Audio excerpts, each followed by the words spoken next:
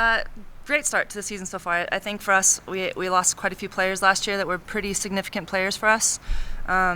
So you go into the season kind of hoping that certain players are going to step up and fill those roles, but it's always a little nerve-wracking, especially when you lose like Emily Johnson and Alex Curtin, Aspen Hedrick, players that have played for us for a really long time. So it's been fun to see some new faces on the field. We've got some exciting new transfers. Our team looks a lot different this year, which is, kind of interesting when you just add a few new pieces, like you play a different style. So it's been a lot of fun, great group of players, unbelievable group of young women, and looking forward to the rest of the season. So big game for us, Portland State on Thursday night here at home, and then we play Grand Canyon, who's an NCAA tournament team, on Sunday. Coach, any areas in particular you're focusing on right now, you guys are trying to improve on right now? Yeah, we spent a lot of time on defending before we played Rutgers, which you need to do when you're playing a team of that caliber. I think Rutgers is 3 in the nation right now. And then same with Texas Tech. They're highly athletic. They're a little bit younger, but I actually think more athletic than Rutgers. So those 2 games, I think, tested us quite a bit defensively, and we held strong, really strong. I was proud of our group, especially with the freshman goalkeeper. And now I hope that in these next couple games we can kind of start to find our identity offensively a little bit more. And see if we can get some other goals besides Jaden Edwards putting on a show. So we've got some new faces, and this week we're kind of working on our rotations and how we're going to attack.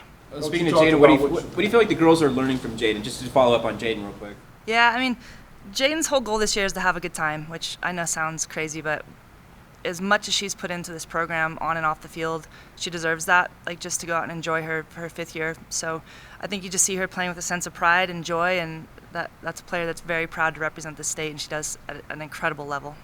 Coach, you talked about the players you lost last year, and with the players that did come in, have they exceeded your expectations? I know you said you didn't know what you were going to get. Yeah, I think that's been something that COVID has probably been very frustrating for the players, is that nobody graduated. So, I mean, we lost 2 players right after COVID, 3 players the next year, starters.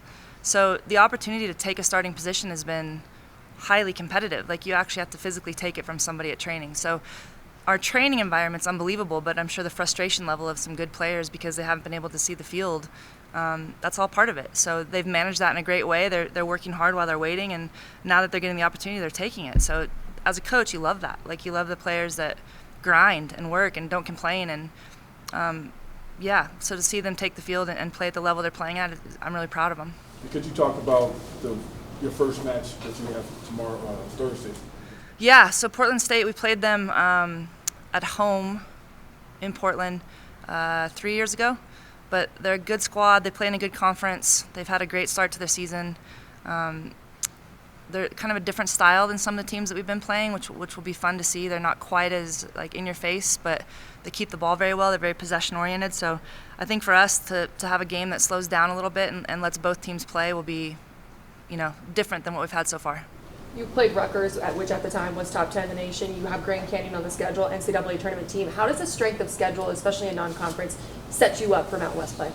Since I've been here, only one team from our conference goes to the NCAA tournament. So I know collectively as a conference we want to change that. And I think the only way that you do that is to compete against great teams. So it's been, us for sure. Boise State's been playing unbelievable.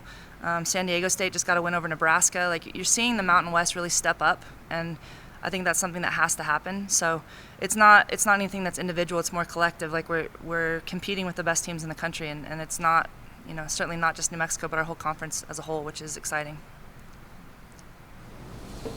Coach Heather? Yeah. What are you going to say about the football players coming to watch the game and vice versa? Yeah, it's huge. It's huge. I mean, we got to go to a volleyball game this week because we were home. We'll be at the football game this weekend. It's these athletes, they go through a lot together. So to have those football players there, and swimming was there, and tennis was there, and volleyball was there, golf was there. It's just, when football shows up, there's so many of them.